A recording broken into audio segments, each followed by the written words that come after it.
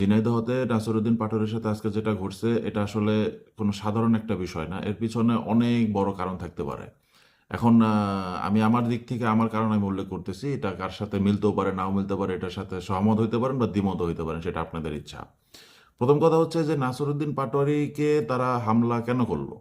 নাসিরউদ্দিন পাটোয়ারির উপরে হামলা কেন হইল? এখন আপনারা বলবে যে নাসিরউদ্দিন পাটোয়ারি আমাদের প্রধানমন্ত্রীকে নিয়ে বিভিন্ন সময় বিভিন্ন রকম কথাবার্তা সে বলছে, সেজন্য মানুষ ক্ষুব্ধ হয়ে তার উপরে হামলা করছে। কিন্তু আমার কথা হচ্ছে সে তো প্রধানমন্ত্রীকে নিয়ে আজকে প্রথম কথা বলে নাই। সে তো এই কথা সে অনেক দিন ধরেই বলে আসতেছে। এতদিন তার উপরে হামলা হয় নাই, আজকে কেন হামলা হইল? কারণ সে হচ্ছে ঢাকার বাইরে। সে গেছে ঝিনাইদহতে। ঝিনাইদহ জেলাতে বাংলাদেশে এনসিপির কতটুকু ক্ষমতা, কতটুকু পাওয়ার সেটা কম বেশি আমরা সবাই জানি। এখন আমার দিক থেকে আমি ২ টা বিষয় বলতে চাই যে এটা কেন ঘটলো। প্রথম কথা হচ্ছে যে বাংলাদেশের ভিতরে গত কয়েক দিনের ভিতরেই কয়েকটা ঘটনা ঘটে গেছে। শিশু হত্যা, রেপ, মার্ডার এগুলা আমাদের দেশবাসী আপনারা কম বেশি সবাই জানেন।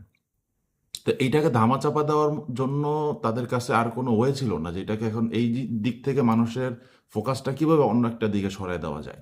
তো এটা ছিল তাদের জন্য একটা প্লাস পয়েন্ট যে নাসিরউদ্দিন পাটোয়ারি এখন ঢাকার বাইরে আছে, ঝিনাইদহ আছে। এটাই সেই মোক্ষম সুযোগ মানুষের চিন্তা ভাবনা চোখ ওইদিকে ঘুরে দেওয়ার জন্য।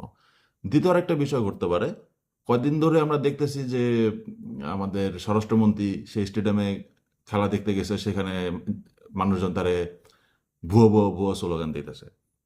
গতকালকে সে ধর্ষিতা শিশুর বাসায় গেল, সেখানের প্রতিবেশীরা তাকে ভুয়ো ভুয়ো ভুয়ো স্লোগান দিয়ে দিছে। তো এখন ফেসবুক ছয়লাভ হয়ে গেছে ভুয়ো ভুয়ো ভুয়া। তো এইটা যেন আর না বাড়ে, মানুষ এখান থেকে মানুষের ফোকাস তৎকালীন অন্যদিকে সরায় দেওয়ার জন্য আর কি ওয়ে থাকতে পারে?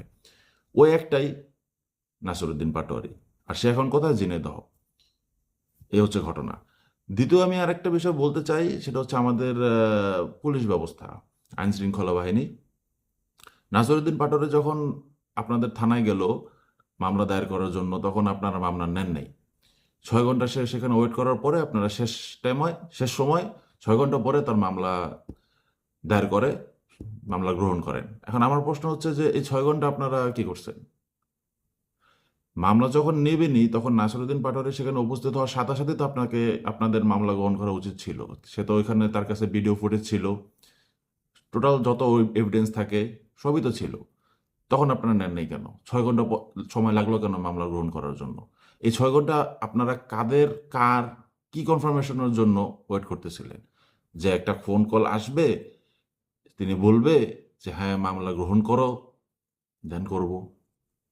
এটাই তো, এটা আমরা বুঝি।